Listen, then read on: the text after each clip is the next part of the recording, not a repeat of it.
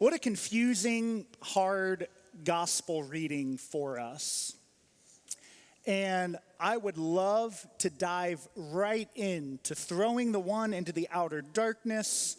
I have a hard time reading this passage because it has language like master and slave that just makes my skin curdle, knowing our own history as a country and the ills of slavery. There's so much that can confuse us and confound us. Is Jesus really saying that those who have nothing, even what they have, will be taken from them and given to those who have plenty? What in the world is Jesus talking about? Well, good news and bad news. I'm not going to go into all that right now.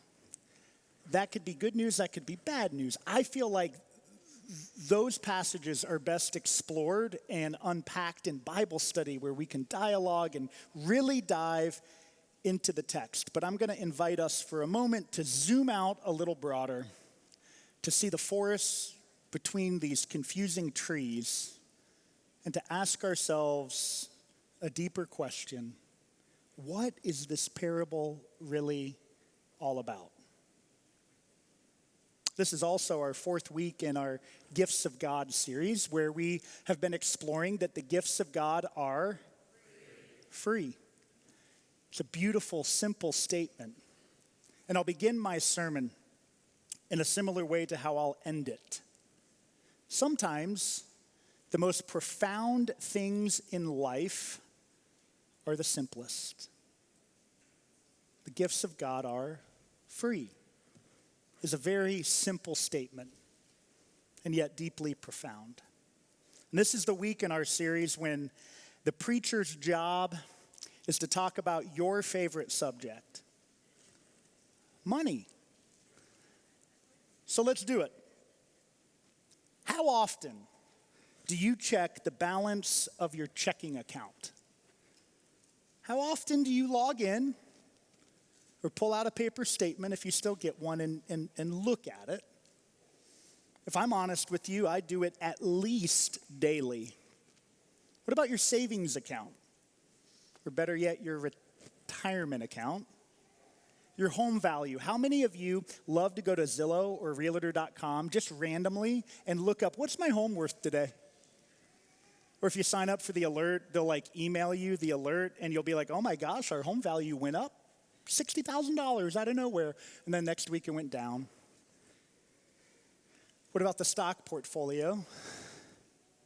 And quietly, have you ever used those numbers, the numbers in those accounts, to measure if you're doing okay? If you feel secure, if you're successful, and if you can just rest. Money does that. Money promises control, accomplishment, comfort. It gives us an illusion that we can build a life stable enough to keep the chaos out. Or maybe you've had times when it's the exact opposite. Your constant looking and monitoring has not been a cause of comfort, but worry and anxiety and concern. I've felt that feeling at times in my life when your chest tightens and this feeling of fear or shame comes over you at the insecurity of your financial situation. There's very real worry that can be associated with money. But here's the thing. The longer I walk with Jesus, the more I've come to realize it's never what's in our hands or in our bank accounts or not in our bank accounts that defines us. It's what we do with whatever we have that's been entrusted to us that matters. And that's what I think Jesus is getting at in this confusing parable. In Matthew 25, Jesus tells a story about a master who goes on a journey. And before leaving, he entrusts his servants with his wealth, 5 talents to one, 2 to another, 1 to the remaining, each according to their ability. A talent in the ancient world wasn't a skill. It was a weight of gold. And I think this is lost on us. A talent equaled 15 to 20 years of wages for the average worker. So even the servant who received 1 talent is entrusted with something massive. The master doesn't give them any instruction in the parable. He simply trusts them. And when he returns, 2 of the servants have doubled what they received, and they're not praised for their profit margin. They're praised, I believe, for their faithfulness. Well done, good and faithful servant. You have been faithful with a few things. I will put you in charge of many things. But the third servant, he takes his 1 talent, and we just heard it. He digs a hole and buries it. And when the master returns, he says, Master, I knew that you were a hard man, so I was afraid, key word, and I hid your gold in the ground. Do you hear what's going on? He doesn't lose the money. He doesn't squander the money. He doesn't spend it in a way that upsets the master. He simply loses trust. He squanders not the gift, he squandered the opportunity. And maybe he failed to understand the assignment. The tragedy of the third servant isn't that he failed, it's that he never tried. He never understood the purpose of what was entrusted to him. And we know that this story isn't about ancient coins, it's about us. I think Jesus is talking about the way we hold our lives, the way we hold our resources, our talents, our time, because money, for most of us, isn't just paper or numbers. Money, sadly, is wrapped up in our identity. If we're honest, money is how we measure success in North America. It's how we compare ourselves to others. It's how we chase after a sense of security and safety in an unpredictable world. And if we're honest, money has a way of whispering to us. Sometimes it shouts at us. If you had a little bit more, Lorne, well, then you'd finally feel secure. You could afford that next thing, then people would notice you. You'd signal that you're doing well. And if you save enough, you'll never have to worry again. Ask somebody who has a lot of money if their life is free of worry. You might be surprised at the answer. But the truth is, there's never enough. You see, when it comes to money and the desire to accumulate more, the target just keeps moving. The hunger doesn't end, it just continues to grow. Because here's the truth, money was never meant to give us peace. Money was meant to be entrusted to us. And here's the radical idea of the parable. Everything that you have, everything that I have, belongs to God. We don't own anything. It doesn't matter if your name is on the deed to a property. You, biblically, don't own it. You've been entrusted to it. That's what stewardship really means. Stewardship isn't fundraising. It's certainly not guilt or obligation or shame. And I apologize on the behalf of people that have stood in pulpits who have used guilt and shame and weaponized it to raise money. It will not be so here. Stewardship is remembering who the true owner is. Psalm 24 says, the earth is the Lord's and everything in it. Every paycheck, no matter how hard I work, praying for you all. Every paycheck, no matter how hard you've worked, and I know you work hard, is God's.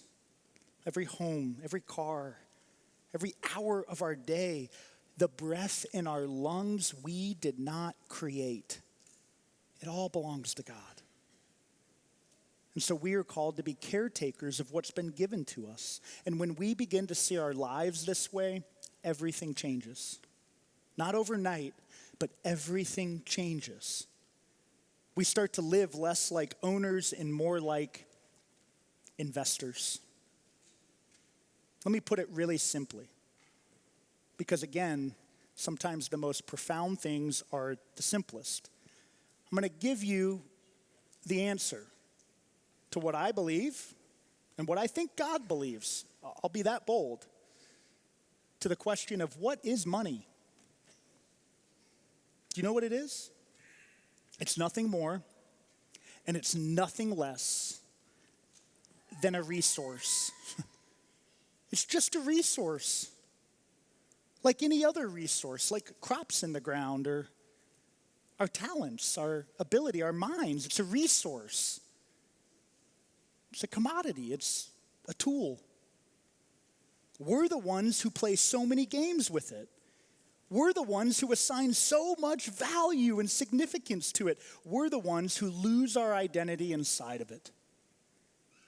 Whether it's our identity of feeling less than because we worry and we don't have as much as we want, or whether we're on the rat race of trying to stockpile more, money is simply a resource.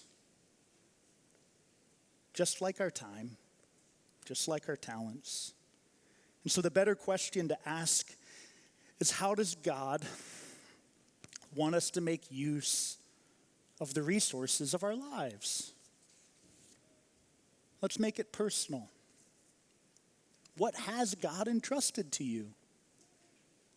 What are the resources of your life? Everyone has them. I have met friends, people in the streets of Port-au-Prince, Haiti, who have no money to their name, and yet they live with agency, knowing that they have resources, and they invest them.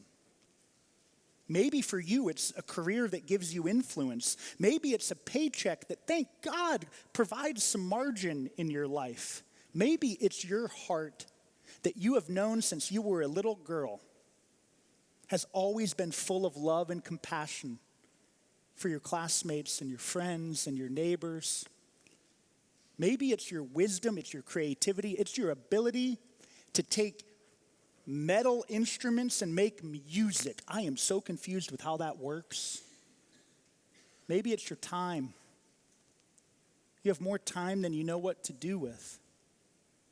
Every one of us has something or many things in our hands. And Jesus' question is never, how much do you have? It's, what do you do with what you already have?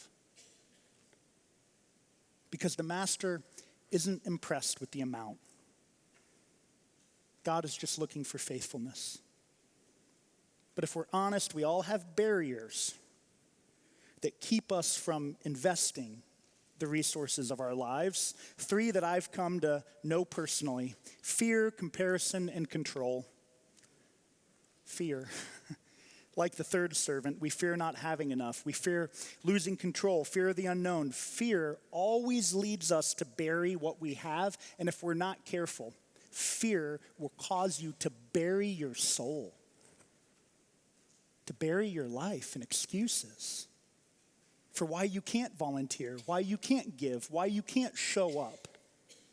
Comparison, we tell ourselves, well, someone else can do more than me. We look at the 5 talent people and think, well, my one doesn't matter. But in God's kingdom, faithfulness is not measured in comparison, only trust. And then control.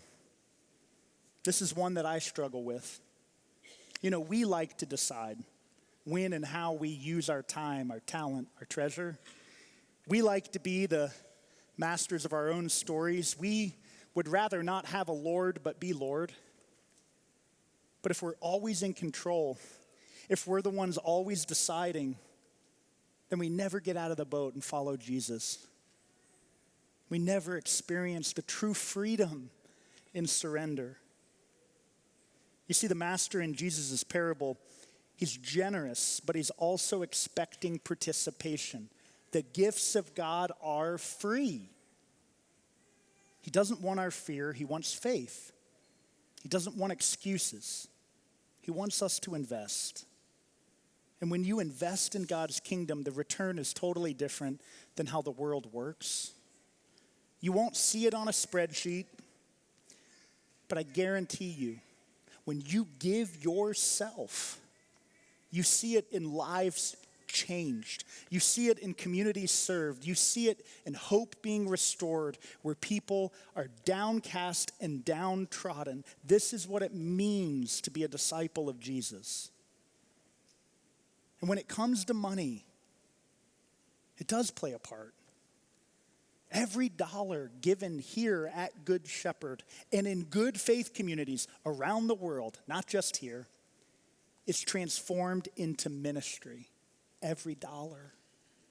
Worship that brings light and peace into people's hearts, kids and students being told about God's unconditional love for them, some of whom for the first time they've ever heard it. Care and compassion extended to people in crisis that are grieving. Partnerships in our city and around the world that transform lives.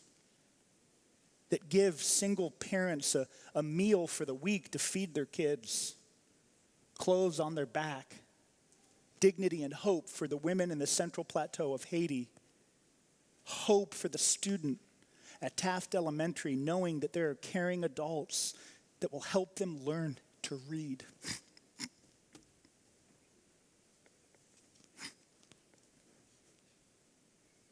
That's what happens when we get over our necrotic North American self-importance and we invest what's been entrusted to us through a collective community of faith.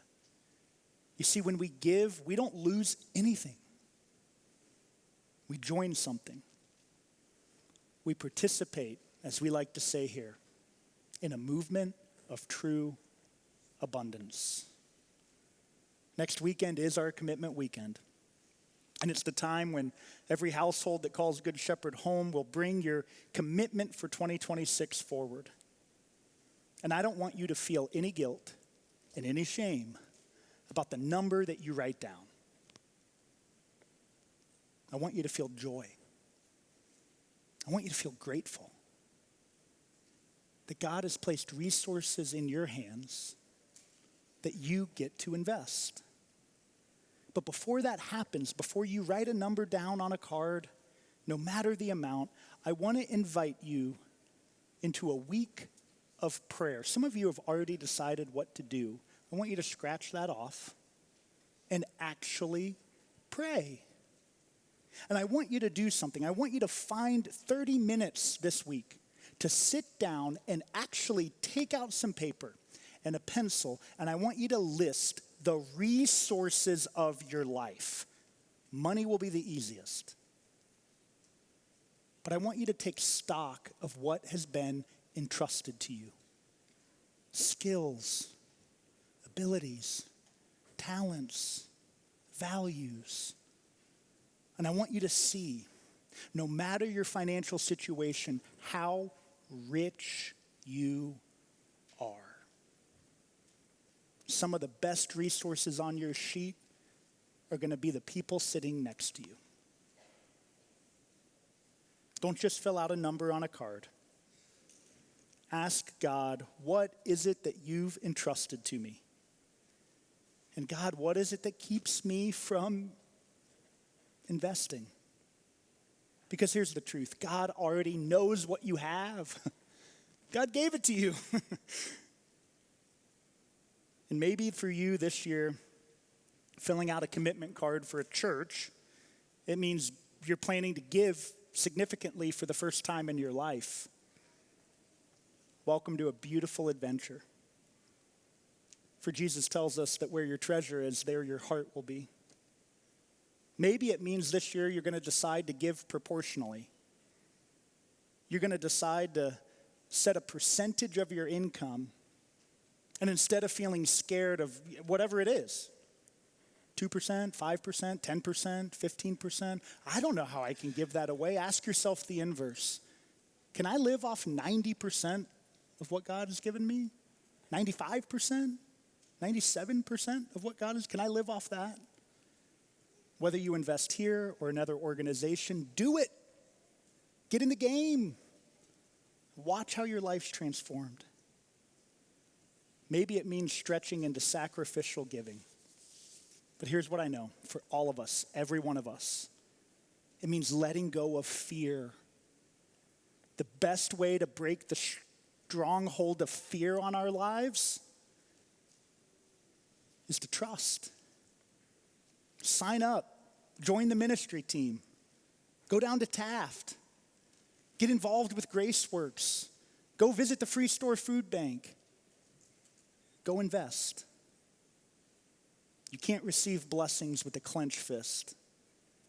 And it's hard to feel them with a clenched heart. So here's the mystery of the kingdom.